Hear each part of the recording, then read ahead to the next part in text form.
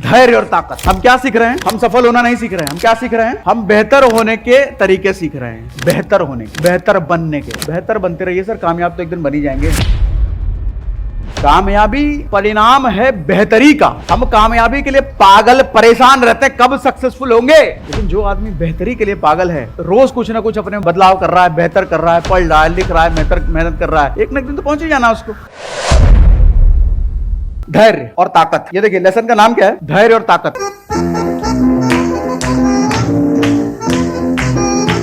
मैंने सिर्फ धैर्य नहीं कहा, मैंने कहा धैर्य और ताकत, क्योंकि धैर्य बिना ताकत के आ भी नहीं सकती। और किसी आदमी के पास अगर ताकत नहीं है, वो धैर्यवान है, तो सर वो धैर्यवान नहीं है, वो कमजोर है। समझाता हूँ, एग्जाम्पल देके ध्यान से समझिए। अच्छा, आप लोग को ये पता है कि तंत्र विद्याएं एग्जिस्ट करती हैं, आप मानो या ना मानो, और ये तंत्र विद्या भगवान शिव का दिया हुआ है। आप जितने देखेंगे अघोरी या जो लोग बहुत एक्सट्रीम पावरफुल लोग होते हैं, जिनको दुनिया से मतलब नहीं है, फटे पुराने कपड़े, कुछ नहीं, कैसे भी रह रहे हैं, बाल जटा उटा बनाए हुए हैं, वो सब आपको भगवान शिव के भक्त मिलेंगे। तंत्र विद्या के पुजारी मानने वाले, इस्तेमाल करने वाले भगवान, सब आपको भगवान शिव के भक्त मिलेंगे। या तो भगवान शिव या माँ काली के भक्त मिलेंगे। माँ काली कौन? काली, काल कौन? भगवान शिव। भगवान शिव का स्त्री रूप काली, तो काली भी किसकी रूप है? भगवान शिव की। तो जितने भी तंत्र विद्या के खिलाड़ी आपको मिलेंगे, ये तो काली के भक्त, भगवान शिव के भक्त। हुआ क्या, जब तंत्र विद्या को दुनिया में लाना था, तो भगवान शिव ने कहा पार्वती को कि मैं तंत्र विद्या दुनिया को देना चाहता हूँ, क्योंकि इससे समाज की भलाई बहुत हो सकती है, लेकिन इससे समाज का बुरा भी हो सकता है। अगर गलत लोगों के हाथ में ये पड़ा तो वो बर्बाद करेंगे, अगर अच्छे लोगों के हाथ में पड़ा तो वो समाज के हित के लिए काम करेंगे। तो उन्होंने पार्वती को बोला, जब शादी हो चुकी थी पार्वती की तब, तो माँ पार्वती बोली ठीक है हमको दीजिए। तो शिव जी बोले लेकिन तंत्र विद्या इतना आसान नहीं है, इसको लेने के लिए बहुत मेहनत और बहुत कड़ी तपस्या लगेगी। कई कई दिनों, कई कई महीनों तक सोना नहीं पड़ेगा, मतलब बैठ गए हैं तो बैठ गए हैं। बोलो इतना कर लोगी? बोले हाँ प्रभु कर लेंगे, आप कराइएगा तो बिल्कुल कर लेंगे। तो शिव जी बोले कि जब तक हम तुमको तंत्र विद्या सिखाएंगे तब तक हम तुम्हारे पति नहीं रहेंगे, भूल जाना, हम तुम्हारे गुरु बनके तुमको सिखाएंगे। इस ज्ञान की प्राप्ति हेतु तुम्हें मुझे अपने गुरु के रूप में स्वीकार करना होगा।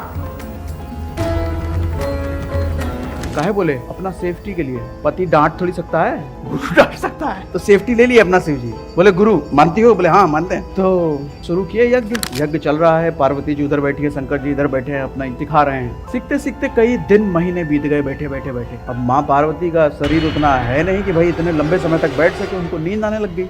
सुनते सो चुकी है बैठे बैठे। शिव जी की नजर पड़ी, सो चुकी, शिव जी गर्मा गए, फॉर्म में आ गए। उठी तो गलती प्रभु अब ऐसे नहीं करेंगे, गलती एक बार और कराइए। आप कृपया इस ज्ञान को पुनः आरंभ कीजिए। बोले पक्का? बोले हाँ ठीक। कराने लग गए। फिर थोड़ी देर बाद फिर नजर पड़ी। इस बार एकदम शिव जी का गुस्सा मालूम है कैसा?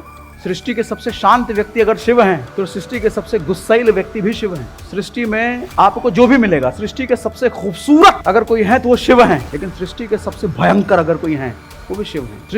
सृष्टि के किसी को भी बचा सकते हैं तो वो शिव हैं, लेकिन किसी को भी बर्बाद करने वाले भी शिव हैं। नहीं, महाकाल, काल नहीं है वो, कालों के भी स्वामी महाकाल। तो गर्मा गए पार्वती में, बोले तुम्हारे बस का नहीं है। गुस्से में बोले कि भाई इसके लिए बहुत धैर्य चाहिए, और धैर्य अगर सीखना है तो काम करो, जाके तुम पुनर्जन्म लो, एक नया जन्म लो। कहां जन्म लो? मछुआरों की बेटी बनो, और तब जाके जब उनके साथ रहोगे कि मछली पकड़ने में कितना धैर्य लगता है, तब तुम वापस मेरे पास आना, तब तुमको सिखाएंगे। गुस्से में शिव जी बोल के चल दिए। पुनः मछुआरों के साथ जन्म लो और उनसे सीखो कि क्या होती है एकाग्रता। तंत्र ज्ञान का अपमान करने का यही पश्चाताप है। अब पार्वती जी इमोशनल, बोले ठीक है अब शिव जी बोले तो करेंगे हम बाद में। अच्छा, शिव जी उतना ही इमोशनल भी हैं। नंदी जाके समझा रहे हैं शिव जी को, ऐसे प्रभु इसने क्या बोल दिया, पार्वती जी दोबारा जाके जन्म लेंगे, एक तो बड़ी मुश्किल से शादी हुआ है इतना, अब कैसे? नंदी को बोले जितना दुख तुमको हो रहा है, जितना दुख पार्वती को हो रहा है, उससे ज्यादा दुख हमको हो रहा है भाई।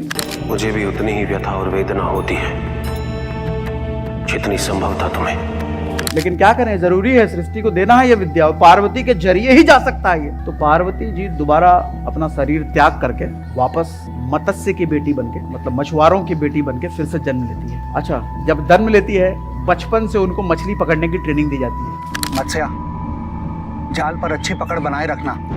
मछलियों की कुछ ऐसी प्रजातियां भी हैं जो नौका को भी चबा सकती हैं। आप निश्चिंत रहिए पिताजी, मैं उस मछली को ये अवसर ही नहीं दूंगी। आपको अगर धैर्य की दिक्कत होना तो ये लेसन आप भी अपना सकते हो। कभी मछुआरों के साथ जाकर के कुछ दिन रहिए, जो एकदम ट्रू वाले मछुआरे होते हैं। देखो कितने समय तक जाल फेंक करके वो इंतजार में रहते हैं कि कब मछली आएगी, तब तक उनका ध्यान नहीं भटकता। हम कहते हैं अरे 3 दिन से हम लगे पड़े हैं, कुछ काम ही नहीं बढ़ रहा, तरक्की नहीं हो रहा, कुछ हो ही नहीं रहा, छोड़ हटा, दूसरा काम पकड़ लेते हैं। वो नहीं छोड़ते। पूरे दिन अगर नहीं मच्छी मिली, अगले दिन, तीसरे दिन, वो तब तक इंतजार में रहते हैं, ताक में रहते हैं जब तक मछली ना आए। तो पार्वती ने पूरी जिंदगी मछली पकड़ने की प्रैक्टिस करी, तो धैर्य का लेवल उनका। तब जाके वापस दोबारा शिव जी से शादी होती है और तब जाके तंत्र विद्या पार्वती जी को सिखाते हैं।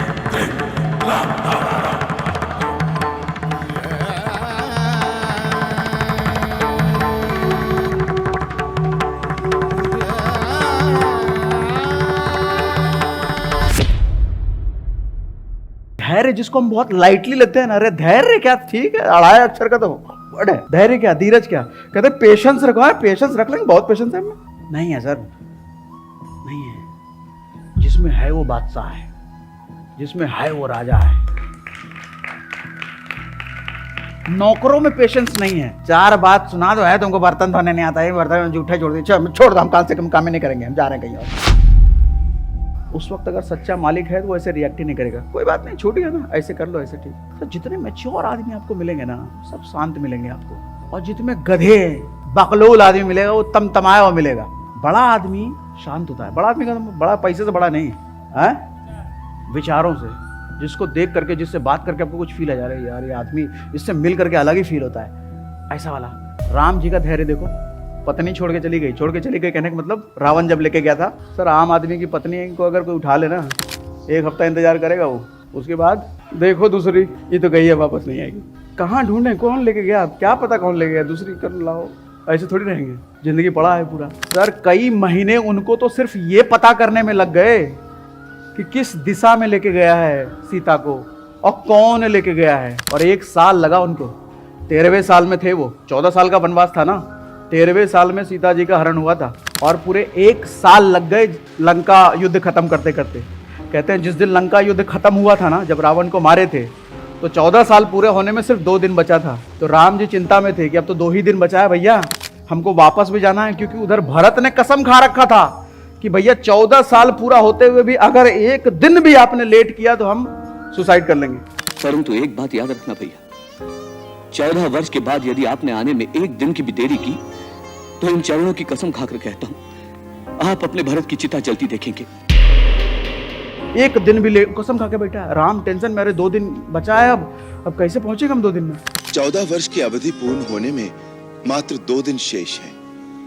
हमने भरत को वचन दिया था कि वनवास काल की अवधि पूरी होते ही अयोध्या लौट आएंगे, और भरत ने शपथ ली थी यदि 1 दिन की भी देर हुई तो वो जलती चिता में कूद जाएगा। तब जाके विभीषण आइडिया दिया, अरे पुष्पक विमान है ना, ये मन की गति से चलता है, आइए बैठिए इस पे। गए थे।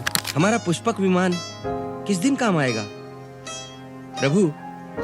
ये वही विमान है जो महाराज रावण कुबेर से छीन कर लाए थे। सर 1 साल का धैर्य पत्नी को वापस लाने के लिए, 14 साल का धैर्य बाबूजी के वचन को पूरा करने के लिए, 14 साल। सुग्रीव को जब जिताए थे ना बाली से, जब राजपाट दिलाए थे सुग्रीव को, तो जब दिलाए थे तो उस वक्त वर्षा ऋतु आ गई थी। अच्छा, जब वर्षा ऋतु आ गई है तो समंदर में पुल बना नहीं सकते, तो प्लानिंग ये थी समंदर लांघेंगे कैसे भैया, बारिश का मौसम आ गया है। तो सुग्रीव को बोले एक काम करो, वर्षा ऋतु 3 महीने का है, 3 महीना अपना राजपाट आप संभालो, थोड़ा जाकर के रेस्ट करो, हमको तो यहीं जंगले में रहना है। 3 महीने का फिर से पेशेंस। सोच के देखो, पत्नी चली गई है, पता नहीं दुश्मन क्या कर रहा होगा वहाँ, पत्नी के साथ कैसा बिहेव कर रहा होगा, पत्नी कितनी कष्ट में होगी, कुछ पता नहीं है। 3 महीने का फिर से पेशेंस सुग्रीव को दिए, जाके एंजॉय करो भैया, वर्षा ऋतु कुछ नहीं कर सकते। सुग्रीव जाकर के उधर शराब शबाब में लिप्त, लक्ष्मण आए हड़काए, तुमको बोले थे 3 महीने बाद वापस होने के लिए, तुम क्या ये सब कर रहे हो? तो सुग्रीव बोले भैया माफ कर दो, अब नहीं करेंगे, चलो वापस। 3 महीने का फिर से पेशेंस। जब समंदर लांघने की बारी आई तो समंदर के आगे फिर 3 दिन का पेशेंस। वो राम है, प्रभु है, विष्णु के रूप हैं, चाहे तो समंदर को ऑर्डर दे सकते हैं, खाली कर, यहां से जाना है हमको, विनती कर रहे हैं, रास्ता दे दो। 1 दिन बीत गया, कुछ नहीं, कोई रिस्पॉन्स। अगला दिन विनती, दे दो रास्ता दे दो, पूरा दिन बीत गया, कोई रिस्पॉन्स नहीं समंदर। तीसरा दिन खत्म ही होने वाला था, तब जाके धैर्य टूटा, ये लग रहा अब नहीं मानेगा, निकाल, खत्म कर देते हैं आज। तब जाके समंदर आता है, प्रभु गलती, फिर 3 दिन का पेशेंस। आज तो 5 मिनट का पेशेंस नहीं है। भाई भाई को कुछ बोल दे, 5 मिनट में सर कट्टा उट्टा सब निकल जाता है। रिश्तों की अहमियत क्या है, वैल्यू क्या है आज के टाइम में? है कोई वैल्यू नहीं है। जमीन की वैल्यू है, रिश्तों की नहीं। पैसों की वैल्यू है, रिश्तों की नहीं। दो भाई जब छोटे होते ना तो बचपन में एक दूसरे के लिए जान देते हैं। स्कूल में कोई किसी को 4 लप्पड़ अगर मार दे ना छोटके भाई को, तो बड़का भाई दौड़ करके आता, दोनों मिल के खूब लड़ करके धोता है उसको। लेकिन जैसे जैसे बड़ा होता चला जाता है, जब कोई बाहर का आदमी धोता है ना छोटे भाई को, तो बड़ा वाला खुश होता है, अच्छा है मर जाए, जमीन नहीं देना पड़ेगा, पैसा सब हमरा हो जाएगा। कैसे बदलता नहीं चला जाता ऐसा? कृष्ण का धैर्य देखो भैया, हम तो मामूली आदमी, लेकिन हमारे को बोल दे कोई कि तुम्हारा कैरेक्टर ठीक नहीं है, जहाँ जिस लड़की को देखते गड़बड़ होते हो, दूसरे का पैसा देख करके मुंह डोल जाता है, तुमको कुछ आता नहीं हो, निकम्मा हो, भगौड़ा हो, हमको अगर कोई बोल दे तो हम गरमा जाते हैं, गरमाते हैं ना। तो भगवान है, क्या नहीं बोला? कह रहा है द्रौपदी को तुम सखी बोलते हो ना, सब पता है हमको द्रौपदी के साथ तुम्हारा क्या चक्कर है। भगवान को बोल, सखा सखी, सखा सखी की संबंध की आड़ में क्या रासलीला रचा रहा है तू, ये मैं भली भांति जानता हूँ। कह रहा है तुम वसुदेव बोलते अपने आप को, विष्णु का रूप हो, घंटा कोई रूप नहीं, तुम भगौड़े हो। जरासंध के डर से भाग गए थे तुम, अब सारे मथुरावासी को लेके भागे, जाके द्वारका बसाए, भगौड़े कहीं के। और कहता भगवान का रूप है, तुम कूटनीति करते हो। क्या नहीं बोला? 100 गाली 100 बेइज्जती, हमारी औकात नहीं हम 2 भी सुन ले, 100 सुने। 100 के बाद ही तो सुदर्शन निकाले, गर्दन निकाले, बोले अब बहुत हो गया भाई शिशुपाल, अब नहीं। वचन दिए थे तुम्हारी मैया को कि 100 तक माफ करेंगे, अब तो। धैर्य और ताकत मैंने बोला इसीलिए, क्यों? ताकत थी उड़ाने की, लेकिन फिर भी धैर्य था। ताकत थी समंदर को तबाह करने की, फिर भी 3 दिन का धैर्य था। ताकत थी हनुमान को यूं बुला करके उधर लंका जाकर के खेल खत्म करने का, फिर भी साल भर तैयारी की है। ताकत थी कि बाबूजी का वचन ना माने के, अच्छा बाबूजी ने खुद बोला था उनको जब जाने की बारी आई, बाबूजी बोले राम भाई हम तुमको भेज नहीं सकते यार। बाबूजी रो रहे हैं, बहुत अथाह प्रेम करते थे राम जी से, रो रहे हैं हम नहीं भेज सकते, एक काम करो तुम हमको जेल में डाल दो भाई, तुम हमको जैसे ही जेल में डालोगे, सेना तो तुम्हारे पास है ही, तुम राजा बन जाओगे और हमको जेल में डाल देना, इससे होगा क्या, मेरा वचन भी नहीं टूटेगा। कैकेयी को क्या वचन दिया था कि हम तुमको भेजेंगे वनवास, अब कैकेयी को हम बोल देंगे हम राजा देखो रहे नहीं, हमको जेल में डाल दिया, तो हम क्या कर सकते? तो मेरा वचन भी रह गया और तुमको जंगल नहीं जाना पड़ेगा। ये बाबूजी खुद आइडिया दे रहे हैं, मतलब वो क्या बाप अपने को जेल में डलवाने को तैयार है, लेकिन बेटा जंगल ना जाए। सर ताकत थी, वो मना कर सकते थे, नहीं हम नहीं जाएंगे, ठीक है जेल में भेजना, भेज देते हैं, फिर भी गए। धैर्य ताकत के साथ ही आता है। कमजोर आदमी अगर गाली सुन रहा है, मार खा रहा है, उसकी तारीफ नहीं होती। सर किसी की दुनिया कोई उजाड़ सकता है, इतनी ताकत है कि आपका घर बर्बाद कर दे। फॉर्च्यूनर भी है, AK-47 भी है, पीछे मंत्री मिनिस्टर सबका सपोर्ट है, लेकिन फिर भी जब मिले तो आपसे हाथ जोड़ के बात करे, सर वो ताकतवर है ना। और ऐसा आदमी धैर्य तब दिखाता है तो वो धैर्य है। लेकिन जिसके पास ताकत ही नहीं है, वो 4 गाली भी सुन रहा है और बोले हम धैर्य धैर्य नहीं, तुम कमजोर हो बेटा, तुम्हारे पास ताकत, तुम उखाड़ क्या लोगे? 4 क्या 400 सुनना पड़ेगा तुमको, रहोगे? औकात ही तुम्हारी है। इसीलिए कहा धैर्य और ताकत।